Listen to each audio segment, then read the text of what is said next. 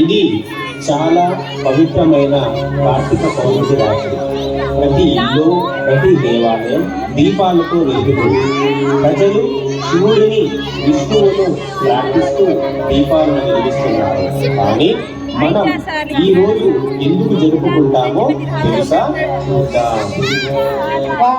ఈ దేవాలయం మొత్తం వెలుగులతో కాంతివంతంగా ఉంది. ఎంత అద్భుతంగా ఉందో కదా. అవును, కానీ ఈ రోజు అందరూ ఎందుకు ఇన్ని దీపాలను వెలిగిస్తున్నారు? ఏమి ప్రత్యేకం ఈ కార్తీక పౌర్ణమిలో? నాకు తెలుసు. ఈ రోజే భగవాన్ శివుడు త్రిపురాసుడు అనే దుర్మార్గ రాక్షసుని సంహరించాడు. అందుకే దీనిని రుద్ర పౌర్ణమి అంటారా? అవును, అది చీకటిపై వెలుగుకు జయం సూచిస్తుంది. అందుకే మనం దీపాలు వెలిగిస్తాం. సత్యం, జ్ఞానం, ప్రేమ అనే వెలుగును వ్యాపింప చేయడానికి.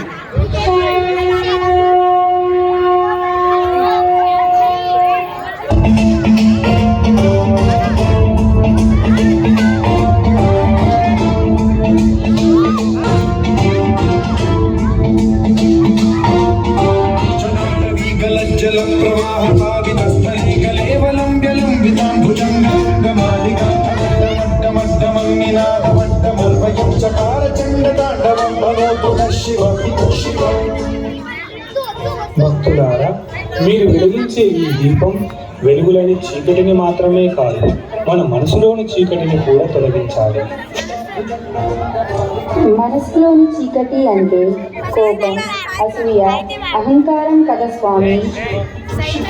అవును భక్త, వాటిని పోగొట్టి ప్రేమ, కరుణ, శాంతి అనే వెలుగును వెలిగించండి. ఈ దీపం కేవలం వెలుగు కోసమే కాదు, మన హృదయాలు సద్గుణాలను నింపడానికి. అదే కార్తీక పౌర్ణమి యొక్క నిజమైన అర్థం. అందుకే మనం కార్తీక పౌర్ణమి జరుపుకుంటాం.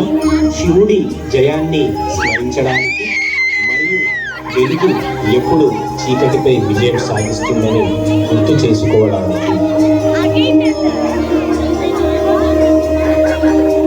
మనము వెలిగించే ప్రతి దీపం ప్రతి హృదయంలో వెలుగులు నింపాలి.